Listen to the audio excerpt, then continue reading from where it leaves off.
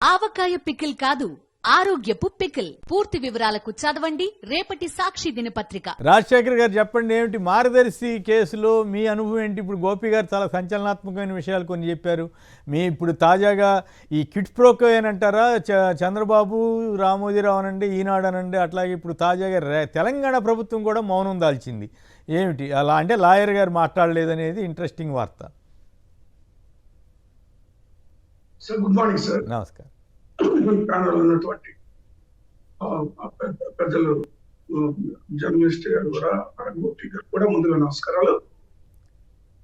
ఈ యొక్క వ్యవహారం అది ఈనాటిది కాదు, ఎన్నో ఏళ్ల నుంచి, అంటే దాదాపు మరి 2006 నుంచి ఇలాగే జరుగుతా ఉంది. దాన్ని మరి ఉండవల్లి గారు బయటికి తీసుకురావడం, కోర్టులకు వెళ్ళడం, ఇదంతా కూడా మనం చూస్తాను అప్పటి నుంచి. అయితే మనం ఎప్పుడు కూడా కిట్ ప్రోకో అని వింటా ఉంటాం. ఈ కిట్ ప్రోకోకి అసలు సిసలైనటువంటి అర్థం ఇదే. ఏది? చంద్రబాబు నాయుడు గారికి రామోజీరావు గారికి మధ్యలో జరిగినటువంటి ఆర్థిక లావాదేవీలు బట్టి మనకి చాలా క్లియర్గా అర్థమవుతా ఉంది. ఎందుకంటే రామోజీరావు గారు చేసినటువంటి ప్రతి అక్రమాలు, ఆర్థికమైనటువంటి ఈ వైట్ కాలర్ ఎఫెన్సెస్ అన్నింటిని కూడా కాపాడడంలో ముందుండేటువంటి వ్యక్తి చంద్రబాబు నాయుడు.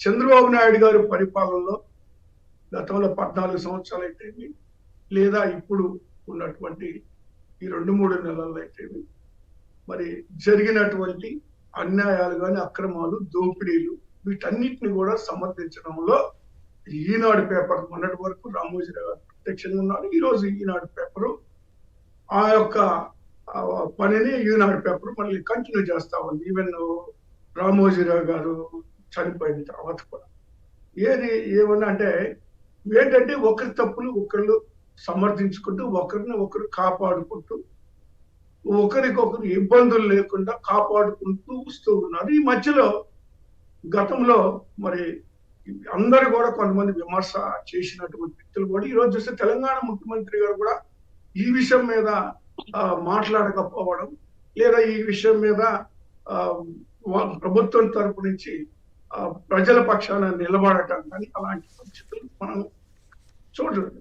ఇప్పుడు 2006 నాటికే దాదాపు 32,387 మంది నుంచి 2,610.37 కోట్లు అక్రమంగా డిపాజిట్లు సేకరించినట్టుగా రికార్డులు తెలుస్తావు. అంటే ఇప్పుడు ఈ యొక్క కేంద్ర ఆదాయ పన్ను చట్టం ప్రకారం చూస్తే 20,000కు మించి లావాదేవీలు నగదు రూపంలో చెల్లింపులు అనేటువంటిది జరగకూడదు అని చాలా స్పష్టంగా ఉంది. అయితే ఇక్కడ జరిగింది ఏంటి? మరి 2,610 కోట్ల డిపాజిట్ల రూపంలో మరి వసూళ్లు చేసినట్టుగా వాళ్లే 2008లో సమర్పించిన అఫిడవిట్ లో చాలా స్పష్టంగా చెప్పడం జరిగింది. అయితే మరి వాళ్ళు తిరిగి చెల్లించాము అని చెప్తా ఉన్నారు మార్గదర్శి. తిరిగి చెల్లించింది కూడా 18,64 కోట్ల.10 చెల్లించామని చెప్తారు. ఓకే. అయితే మరి ఈ 2,610 కోట్లలో మరి మిగిలినటువంటి డబ్బు ఏమైంది? 750 కోట్ల రూపాయల డబ్బు ఎక్కడుంది? ఎవరు చెల్లించారు? ఎవరు ఖాతాలో నుంచి వచ్చినాయి? అవి ఎవరి కొరకు మరి అవి ఆ పేర్లు కూడా బయట పెట్టారు. ఆ తర్వాత అసలు డిపాజిట్లు సేకరించినటువంటి వ్యక్తుల పేర్లు కూడా ఈ రోజు కూడా ఎవరైతే డబ్బు ఇచ్చారో మరి 32,385 మంది ఎవరైతే డబ్బు ఇచ్చారో వాళ్ళ పేర్లు అసలుకి మా లిస్టు బయటకు వచ్చేటువంటి పరిస్థితి ఇదంతా కూడా చాలా సీక్రెట్ గా జరిగిపోయింది ఇప్పటివరకు కూడా. మరి ఇప్పుడు ఉన్నటువంటి 700 కోట్లు 750 కోట్లు మరి ఎవరి అంటే ఒకసారి కానీ మనం ఆలోచన చేసి తెలుగుదేశం పార్టీ నాయకులు, పెద్దలు డబ్బులు మాత్రమే మరి అక్కడ డిపాజిట్ చేసినటువంటి పరిస్థితులు ఉన్నాయి. అంటే స్విస్ బ్యాంక్ లో ఏ విధంగా డబ్బు భారతీయులు స్విస్ బ్యాంక్ లో ఏ విధంగా అయితే డబ్బు దాచిపెట్టారో అదే విధంగా ఇది ఒక ఇండియన్ స్విస్ బ్యాంక్ అనొచ్చు, లేదా ఆంధ్ర స్విస్ బ్యాంక్ అనొచ్చు, ఇండియన్ స్విస్ బ్యాంక్. లేదా తెలంగాణ ఆంధ్ర స్విస్ బ్యాంక్ అనొచ్చు. ఆ విధంగా డబ్బులు దాచిపెట్టినటువంటి పరిస్థితులు ఉన్నాయి. అయితే ఇక్కడ చెప్పుకోవాల్సిన విషయం ఏంటంటే ఇద్దరు ముఖ్యమంత్రులు కూడా మౌనంగా ఉండరు. మరొక పక్క చూస్తే అసలు చంద్రబాబు నాయుడు గారి కంటే ప్రత్యక్ష సంబంధాలు, అందులో ఓటాలు కోటాలు లేదా అన్ని ప్రత్యక్షంగా ఆయనకు ఉన్నాయనే విషయం అందరికీ తెలుసు. కాబట్టి దీని మీద ఆయనేమో చంద్రబాబు గారేమో రామోజీరావు గారి మీద వేధింపులు అవి ఇవన్నీ అంటున్నారు. రోజు రామోజీరావు గారి పత్రిక ద్వారా జగన్ ప్రభుత్వాన్ని వేధించినట్టుగా ప్రపంచంలో ఇంకే పత్రిక వేధించి ఉండదు. ఈయన చంద్రబాబు గారేమో రామోజీరావు ఎన్నో ఎదుర్కొన్నాడు అదని చెప్తున్నాడు ఆయన. ఇప్పుడు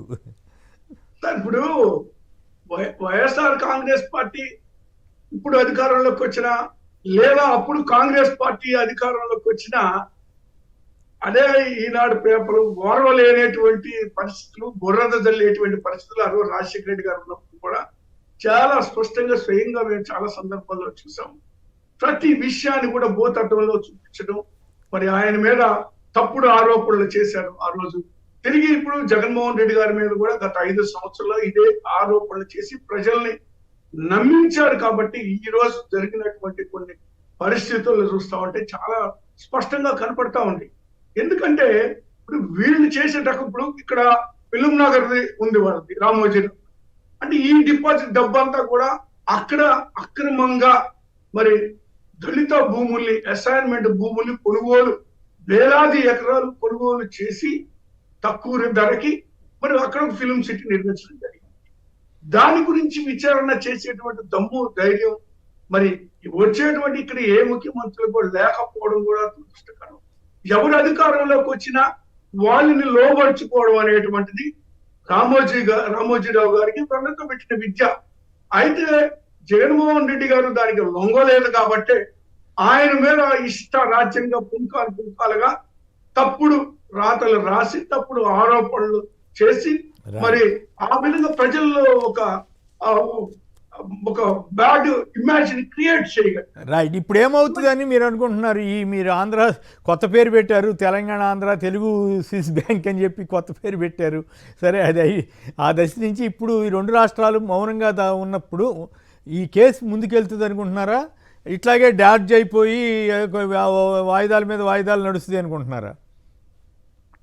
సార్ ఇప్పుడు న్యాయ వ్యవస్థకే ఒక సవాల్ సార్. ఎందుకంటే అంతమంది ప్రజల్ని అడ్డగోలుగా మోసం చేసినటువంటి ఆ సంస్థ మీద చర్య తీసుకోలేకపోతే న్యాయస్థానాల మీద ఉన్నటువంటి నమ్మకము ప్రజలకు సన్నగిలిపోతుంది. ఆ పరిస్థితులు రావని నేను అనుకుంటున్నాను. ఖచ్చితంగా న్యాయ వ్యవస్థలో ఖచ్చితంగా న్యాయం జరుగుతుంది అనేటువంటి నమ్మకం ఉంది ఖచ్చితంగా. ఎందుకంటే వీళ్ళు చేసినటువంటిది మామూలు విషయం కాదు. ఒకళ్ళిద్దరికి సంబంధించినటువంటి ఇది అంశం కానే కాదు. ఇది 32,385 మందికి ఇంత మంది దగ్గర డిపాజిట్లు సేకరించారంటే మనం అర్థం చేసుకోవచ్చు. వేలాది కోట్ల రూపాయలు మరి డిపాజిట్లు. ఒకసారి గోపి గారిని కూడా అడుగుదాం. గోపి గారు, ఇద్దరు లాయర్లు ఒక్క నిమిషం